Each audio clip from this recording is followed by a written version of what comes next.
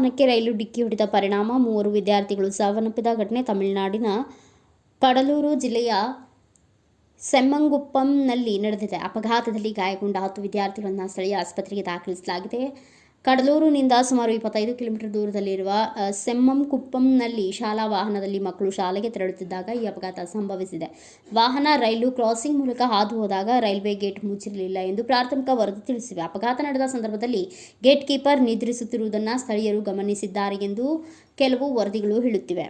ಅಪಘಾತ ಪರಿಣಾಮ ಎಷ್ಟು ತೀವ್ರವಾಗಿತ್ತೆಂದರೆ, ಕೃಷ್ಣಸ್ವಾಮಿ ಶಾಲೆಗೆ ಸೇರಿದ ಶಾಲಾ ವಾಹನ ರೈಲ್ವೆ ಹಳಿಗಳಿಂದ ಸುಮಾರು 50 ಮೀಟರ್ ದೂರಕ್ಕೆ ಎಳೆದೊಯ್ಯಿತು. ವಾಹನ ಮಿಲ್ಲಂಪುರಂ ಮಯಿಲಾಡುತುರೈ ಪ್ಯಾಸೆಂಜರ್ ರೈಲಿಗೆ ಡಿಕ್ಕಿ ಹೊಡೆದ ಘಟನೆ ಬಗ್ಗೆ ರೈಲ್ವೆ ಅಧಿಕಾರಿಗಳು ಸ್ಥಳಕ್ಕೆ ಆಗಮಿಸಿ ಪರಿಶೀಲನೆ ನಡೆಸಿದ್ದಾರೆ. ಕಡಲೂರು ಜಿಲ್ಲಾಧಿಕಾರಿ ಸಿಬಿ ಆದಿತ್ಯ ಸೆಂಥಿಲ್ ಕುಮಾರ್, ಪೊಲೀಸ್ ವರಿಷ್ಠಾಧಿಕಾರಿ ಎಸ್ ಜಯಕುಮಾರ್ ಸ್ಥಳಕ್ಕೆ ಆಗಮಿಸಿ ಘಟನೆ ಬಗ್ಗೆ ತನಿಖೆ ನಡೆಸುತ್ತಿದ್ದಾರೆ. ಗೇಟ್ ಕೀಪರ್ ಗೇಟ್ಗಳನ್ನು ಮುಚ್ಚದಿರುವುದು ಅಪಘಾತಕ್ಕೆ ಕಾರಣ ಎಂದು ಸ್ಥಳೀಯರು ಆರೋಪಿಸಿದ್ದಾರೆ.